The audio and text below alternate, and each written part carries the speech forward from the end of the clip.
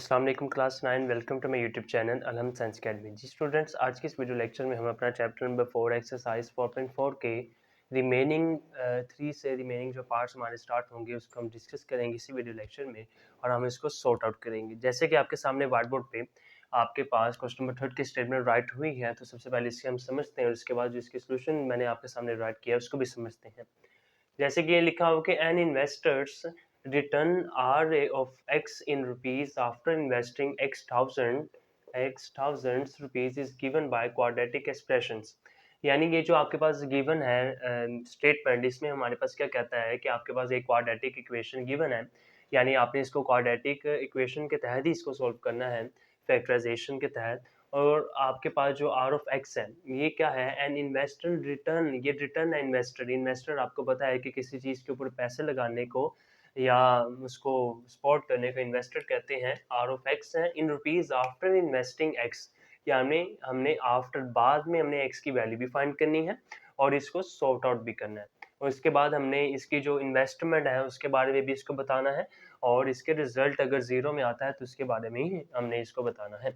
सबसे पहले हम क्या करते हैं, इस क्वाड्रेटिक इक्वेशन को ही सॉल्व करते हैं। जैसे कि आपको पता है कि माइनस है, तो अगर माइनस किसी वेरिएबल के साथ हो तो हम उसको क्या करते हैं, कॉमन ले लेते हैं। एक दफ़ा मैंने इसको एज इट इज राइट कर दिया, राइट करने के बाद मैंने माइनस को ही कॉमन ले लिया।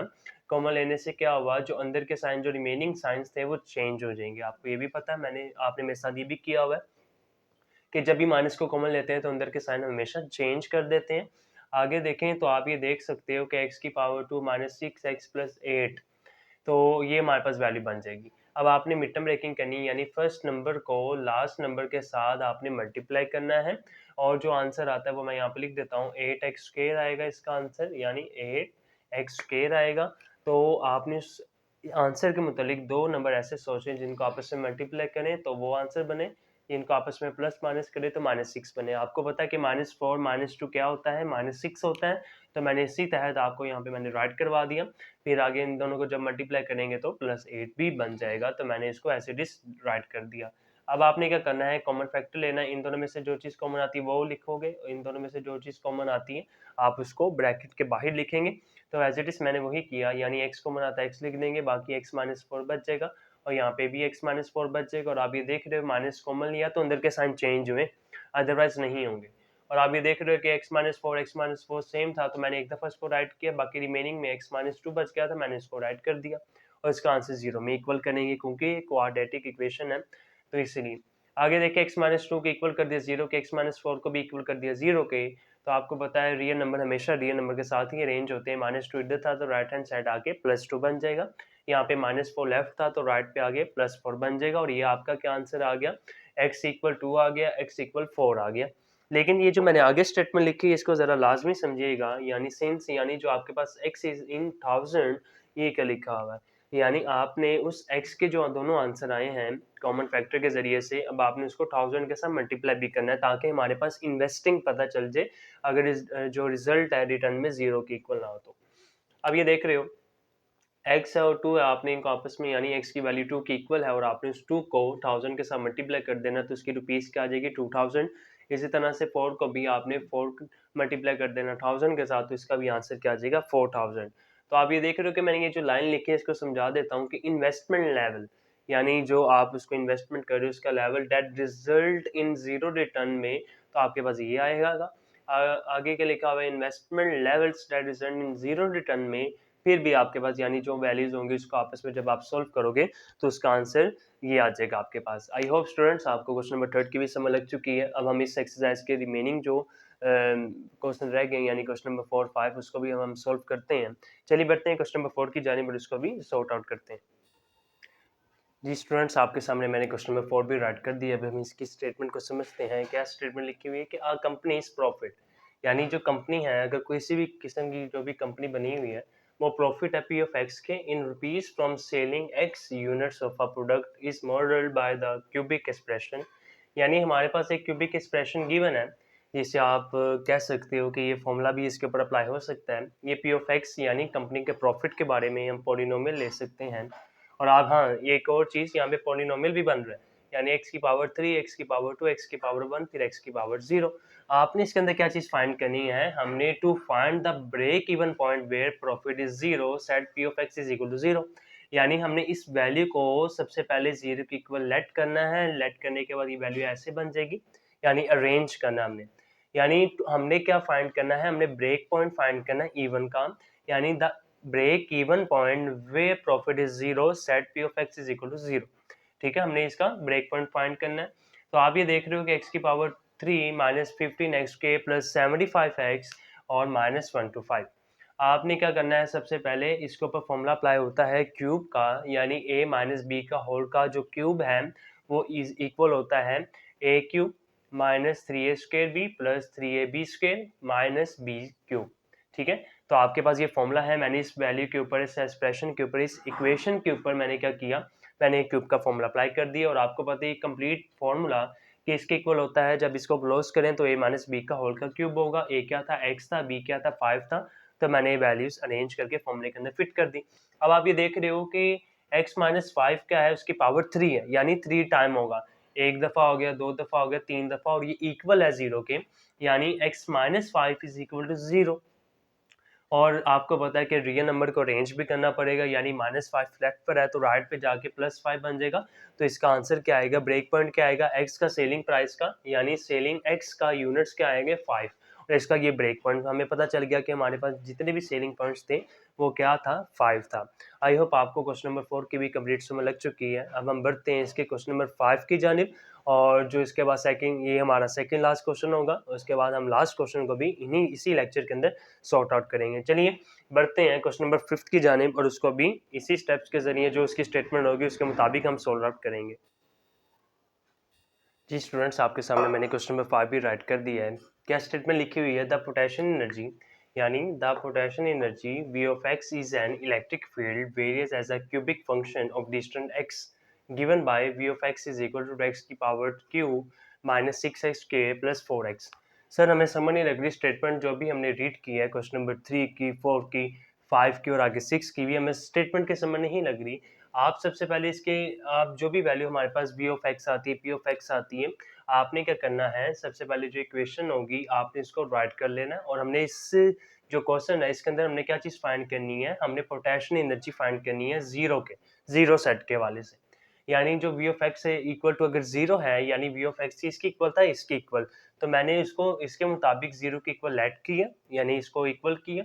इक्वल करने के बाद आप ये अब देख रहे हो कि इन तीनों में से क्या चीज़ कॉमन आती है, 2x कॉमन आता है, क्योंकि 2 के टेबल में 2 भी आता है, 2 के टेबल में 6 भी आता है, 2 के टेबल में 4 भी आता है। तो मैं क्या करूंगा, मैंने 2x को कॉमन ले लूंगा। कॉमन लेने के साथ साथ x² माइनस 3x प्लस 2 जो रिमेनिंग वैल्यूज होगी मैंने उसको एज इट इज राइट कर दी ब्रैकेट में। अब आप ये देख रहे हो कि यहाँ पर जो हमारे पास अब मिनटम ब्रेकिंग की फॉर्म बन चुकी है, यानी फर्स्ट नंबर को, ये जो फर्स्ट नंबर है इस लास्ट नंबर के साथ जब हम मल्टीप्लाई करेंगे क्या आंसर आएगा, 2x²। तो आपने इस नंबर के मुताबिक दो नंबर ऐसे सोचे जिनको मल्टीप्लाई करें ये बने, जिनको प्लस माइनस करें माइनस 3x बने। तो -2x minus 1 is equal to -3। तो इसके साथ साथ जब हम इसको मल्टीप्लाई करें 2 1 ज़ा 2, तो ये वैल्यू हमारे पास बन जाती है। अब आप ये देख रहे हो कि इनको आपस में अब हमने कॉमन फैक्टर देखना है कि क्या चीज़ कॉमन आती है इनमें से, तो हम यहाँ पे कॉमन लेंगे। जैसे कि आप ये देख रहे हो यहाँ पर हमारे पास क्या चीज़ थी, यहाँ पे 2x था एज इट इज़, वो कॉमन ही था। यहाँ पे क्या चीज़ कॉमन आ रही है, x कॉमन आ रहा है, बाकी पीछे x माइनस 2 बच रहा है कॉमन में, और यहाँ पे कोई चीज़ कॉमन नहीं आ रही, यानी -1 कॉमन आ रहा है। तो आपने क्या करना है, यहाँ पे उसको लिख देंगे बाकी। और आप ये देख रहे हो कि x प्लस 3 था, यानी प्लस था, माइनस में साइन चेंज कर देंगे। और फिर आप ये देख रहे हैं कि आपके पास x माइनस टू सेम है, तो आपने क्या करना है, यहाँ पर आपने यहाँ पे 2 आना था, सॉरी। और यहाँ पर अब हमने क्या करना है, x माइनस टू सेम है, तो आपने इसको एक दफ़ा राइट कर देना है। अदरवाइज जो बाकी रिमेनिंग में ब्रैकेट के बाहर वैल्यूज हैं उसको आपने अरेंज करके यहाँ पे एक दफ़ा लिख देंगे, यानी x minus two x minus one equal to 0, और बाकी 2x इक्वल टू 0 वो भी अलग है। ठीक है, आगे अब आपने क्या करना है, यानी 2x जो था आपके पास रिमेनिंग जो कॉमन था, आपने इसको भी 0 के इक्वल करना है। उसके बाद x माइनस टू को भी 0 के इक्वल, x माइनस वन को भी 0 के इक्वल। और जब आप इसको अरेंज करेंगे आपस में मल्टीप्लाई और इंटर आके डिवाइड हो जाएगा। अगर जीरो के साथ अगर कोई भी नंबर डिवाइड होगा तो उसका आंसर जीरो में ही आता है। ये -2 था, राइट पे जाके +2 बन जाएगा। ये -1 था लेफ्ट पे, तो राइट पे जाके +1 बन जाएगा। तो आपने ये नीचे जो स्टेटमेंट मैंने राइट की हुई है, ये आपने हर हाल में ये लिखनी है। क्या लिखा हुआ है? So the points where potential energy is zero, अगर जीरो की इक्वल थी तो उसका पहला ही आंसर जीरो आएगा, दूसरा आंसर 1, फिर 2। आई होप ये स्टूडेंट्स ये हमारा क्वेश्चन नंबर 5 भी सॉल्व हो चुका है। अब हम बढ़ते हैं इसके इस एक्सरसाइज के 4.4 के और इस चैप्टर की लास्ट ही ये लेक्चर है। तो इसके लास्ट पार्ट को भी हम इन्हीं जो भी इसका स्टेटमेंट होगी तो उसको भी इसी तरह से ही हम सॉर्ट आउट करते हैं। चलिए बढ़ते हैं क्वेश्चन नंबर 6 की जानिब और उसको भी हम सॉल्व आउट करते हैं। डियर स्टूडेंट्स, आपके सामने मैंने क्वेश्चन नंबर 6 भी राइट कर दिया और इसकी स्टेटमेंट आपके सामने मैं रीड करता हूँ कि इन structural engineering the deflection of y of x of a beam is given by f of x is equal to x square minus 8x plus 6। यानी हमारे पास स्टेटमेंट ये गिवन है, आपको पता है कि जो f of x है इज इक्वल है to x square minus 8x plus 6। Okay, और इसमें हमने क्या चीज़ फाइंड करनी है? हमने इसके अंदर भी पॉइंट फाइंड करना है जीरो डिफ्लेक्शन ऑफ सेट्स का।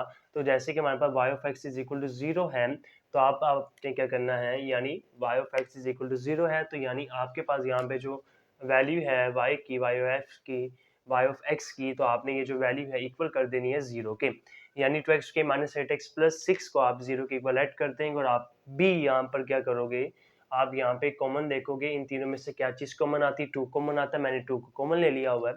आगे x square minus 4x plus 3 बच जाएगा, तो आपको क्या करना पड़ेगा? उसको ब्रैकेट में लिखना पड़ेगा।